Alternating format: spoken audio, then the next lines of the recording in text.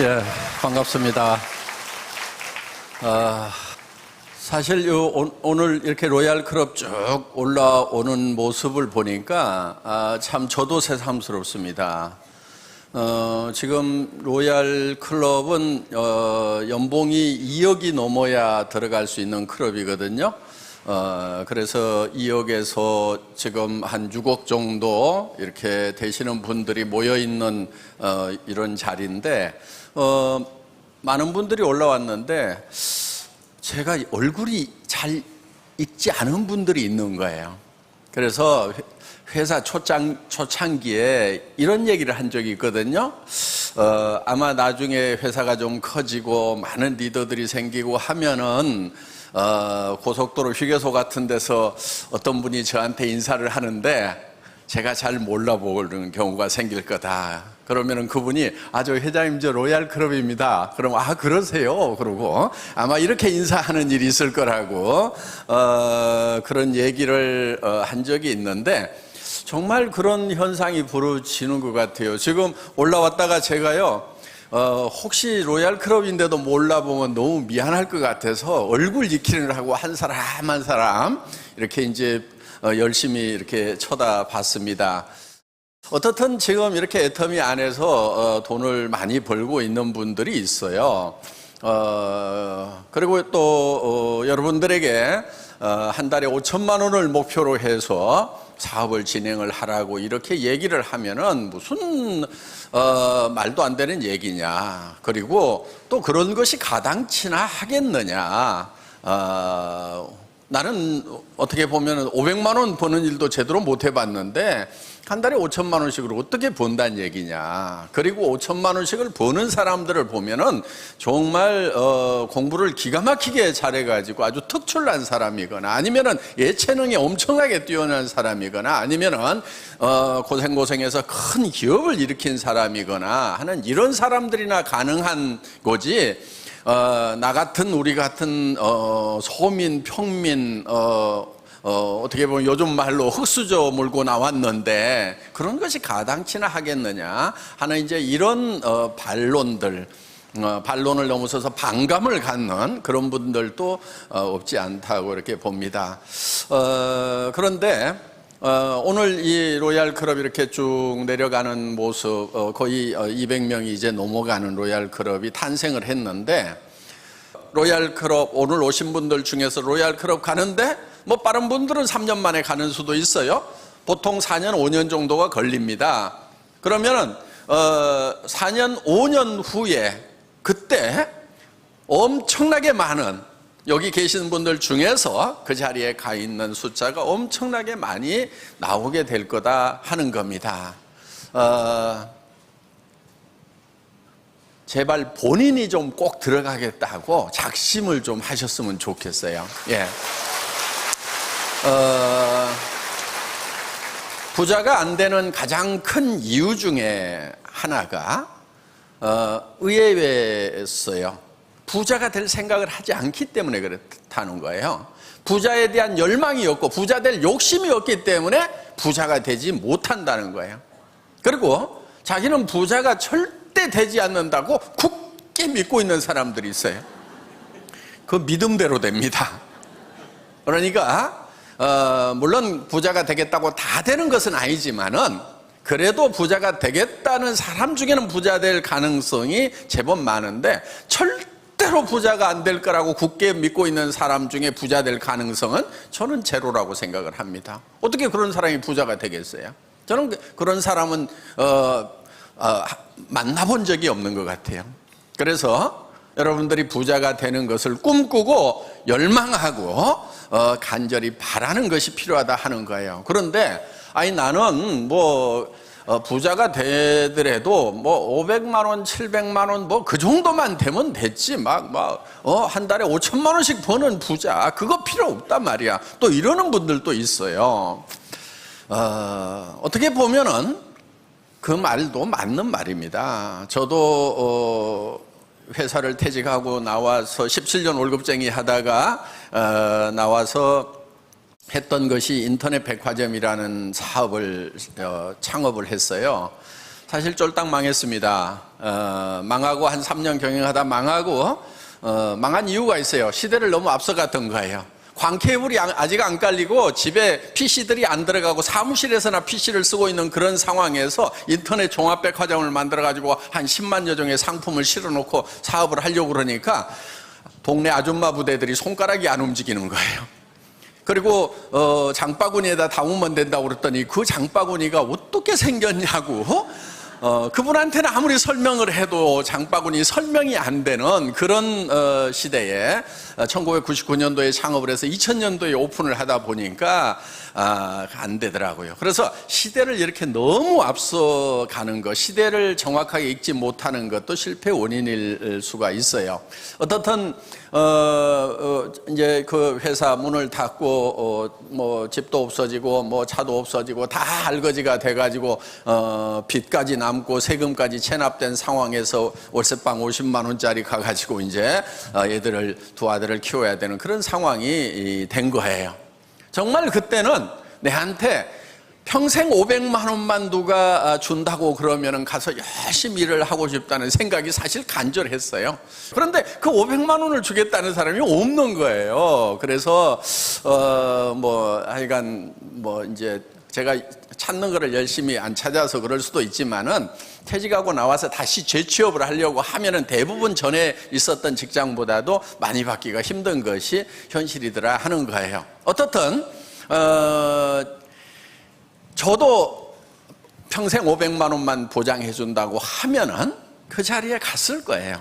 그런데 문제는 뭐냐면은 이 300에서 700 받는 그런 중간급 그런 일자리가 그런 도리가 사실은 만만치가 않는 거예요.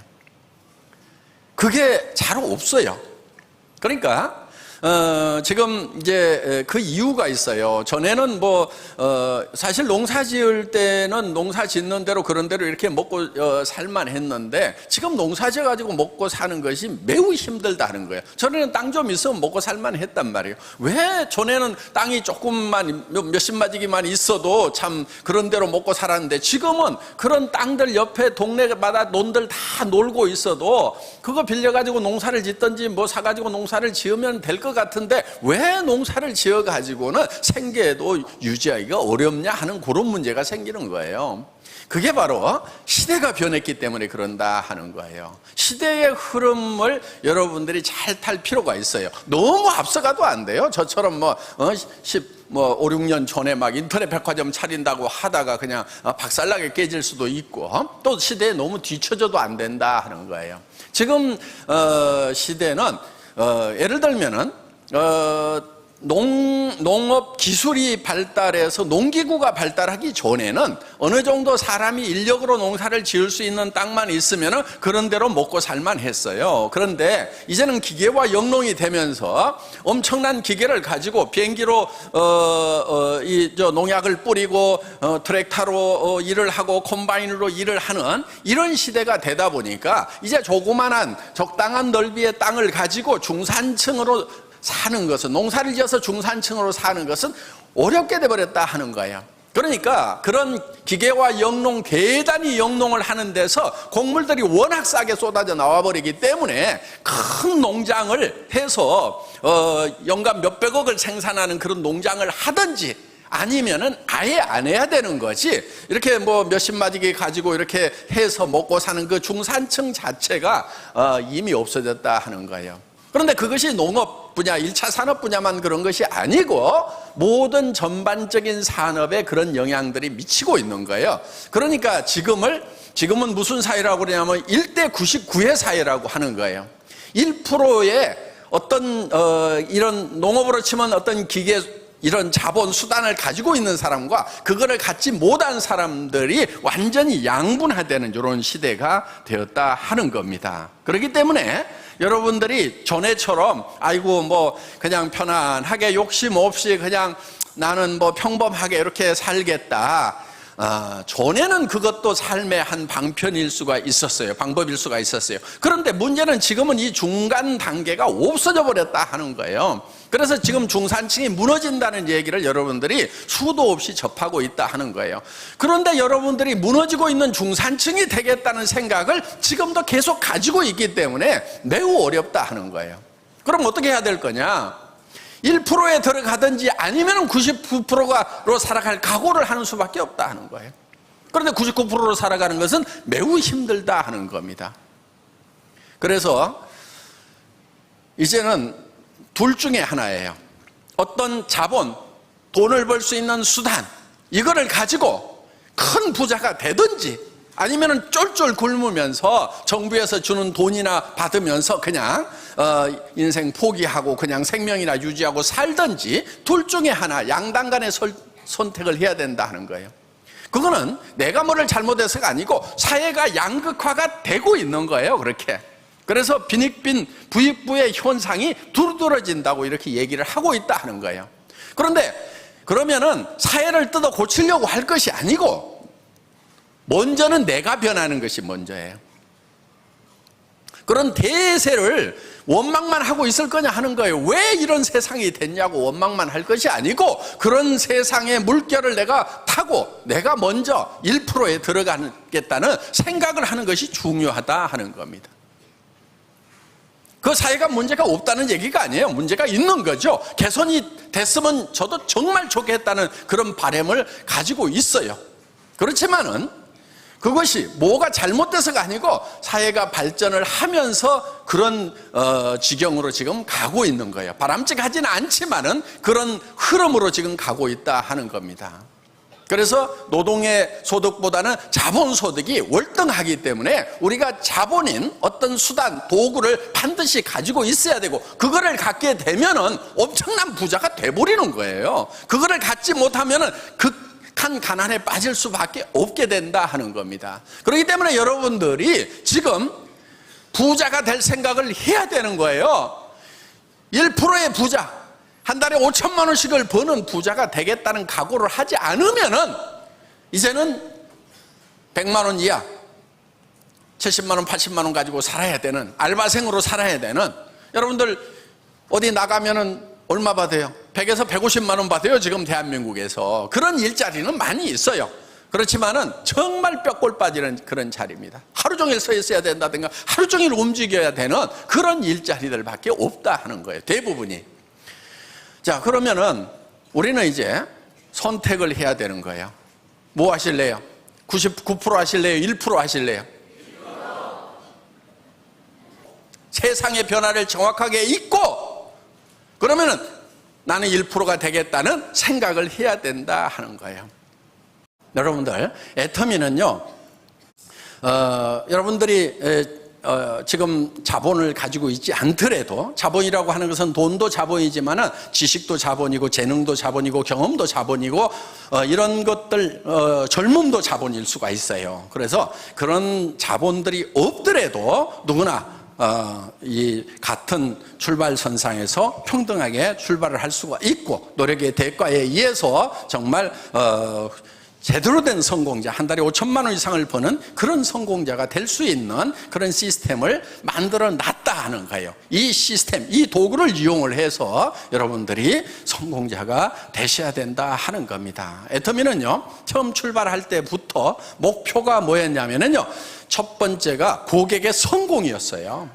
나만 잘 먹고 잘 살겠다, 이것이 아니었고, 어떻게 하면은 이 시대에 시대적으로 아픔을 겪고 있는 그런 분들에게 이 성공의 기회를 제공을 할 것인가. 그래서 우리가 고객 만족이니 고객 감동이니 고객 졸도니 막 이런 말들을 쓰고 했지만은 지금은요, 고객을 졸도를 시켜도요 주머니에서 나올 게 없는 그런 시대가 된 거예요. 그래서 어떻게 보면 고객의 주머니에 도리어 돈을 넣어주는, 고객을 성공시키는 그런 시스템을 만들어야 되겠다는 것이 회사 창업부터 목표였다 하는 겁니다. 그리고 두 번째 목표는 유통의 허브예요. 그래서 모든 유통은 애터미를 통해서 이루어지도록 해야만 된다 하는 그런 생각을 가지고 목표를 세웠던 거예요. 그런데 우리가 유통의 허브가 되겠다고 하는 것은 지금 유통을 하고 있는 할인 매장, TV 홈쇼핑, 인터넷 쇼핑몰, 이제 앞으로 무점포 시대로 가지요. 해운제 판매. 그러면은 이 하나하나의 유통하고 우리가 경쟁을 해서 그들보다도 우리가 품질은 더 우수하게 절대 품질로 가고 가격은 더 낮은 절대 가격으로 가겠다는 그 목표를 처음부터 세웠다 이거예요. 그럼 우리는 메시지라 이거예요. 가격은 매스, 대중이 쓸 수 있는 가격인데 품질은 프레스티지급이다 하는 거예요. 절대 품질이다. 누구도 따라올 수 없는 이 품질의 제품을, 이런 품질은 누구도 이 가격에 팔 수 없다는 절대 가격에 팔겠다고 우리는 처음 출발할 때부터 그렇게 했다 이거예요. 그 얘기는 무슨 얘기냐면은 다른 유통들까지도 다 우리 안으로 들어올 수 있도록 하겠다 하는 거예요. 자, 우리는 할인 매장에서 파는 동일한 품질의 제품 같으면 우리가 더 싸게 팝니다. 자, 또 같은 가격의 제품이라고 하면은 우리 품질이 더 월등합니다. 그러면은 자, 할인 매장에 가던 사람들, TV 홈쇼핑에서 사던 사람들, 그 다음에 인터넷 쇼핑몰에서 사던 사람들이 점점 우리 쪽으로 흡수가 되게 돼 있다 이거예요. 그래서 지금은 1조도 안 되는 금액이지만은 수십조, 수백조, 수천조로 커질 수 있는 그런 DNA를 가지고 있는 거다 하는 거예요. 그렇기 때문에 이것이 근거 없는 얘기가 아니다. 앞으로 우리가 유통의 허브가 돼가지고 수백조, 수천조의 매출을 일으키면서 그 중에서 35%가 수당으로 풀린다고 생각을 해보세요. 100조만 되면 얼마가 풀려요? 35조가 풀리는 거예요. 우리나라 예산의 거의 10% 정도가 서민들에게 다시 리펀드가 된다 하는 겁니다. 국가 경제에 도움이 될 거예요, 저는. 그리고 이 35%는 승수 효과에 해가지고 최소한 5배 정도의 이 효과가 다시 더 나는 거예요. 왜? 돈 많은 사람에게 돈이 들어가면 그 돈이 안 풀려요. 그런데 소민들에게 돈이 돌아가면은 가가지고 뭔가를 하더라도 더 하는 거예요. 미장원도 한 번 더 가고, 지금 보면은 미장원 갔다 온 분들도 있고 안 갔다 온 분도 있잖아요. 돈이 좀 생기면은요, 이게 올라가요. 뽕이 올라가면서 이게 여자 자존심도 올라가고, 아니, 옷도 좀 더 사고 말이야. 구두도 한 벌 가지고 살다가 몇 개씩 사게 되고, 컬러별로 맞추고 계절별로 맞추고, 가방도 이제 긴 거 짧은 거 이렇게 큰 거 적은 거 색깔별로 사고, 이렇게 하면서 계속 청바지 하나만 가지고 사는 게 아니고, 옷도 길어졌다 짧아졌다 하고 이렇게 하면서 원피스, 투피스, 쓰리피스 가면서 그러면서 소비가 진작이 되고 공장이 돌아가고 일자리가 창출이 되는 이런 효과가 최소한 5배 정도는 나기 때문에 이 35조라고 하는 것은 실제로 5배를 하면은 어마어마한 경제 파급 효과가 있는 거예요. 그렇기 때문에 지금 120조 들어가고 있는 그런 복지 예산 이상의 이 소민들을 도와주는 그런 복지적인 효과가 나타나게 돼 있다 하는 겁니다. 그래서 우리는 이렇게 돼 나갈 수 있다는 가능성, 그거를 보고 가야 된다 하는 거예요. 여러분, 지금 중국의 14억 인구가 지금 시작도 안 했어요. 인도의 13억 인구가 지금 시작도 안 했어요. 남미에는 인구가 억이 되는 나라들이 있어요.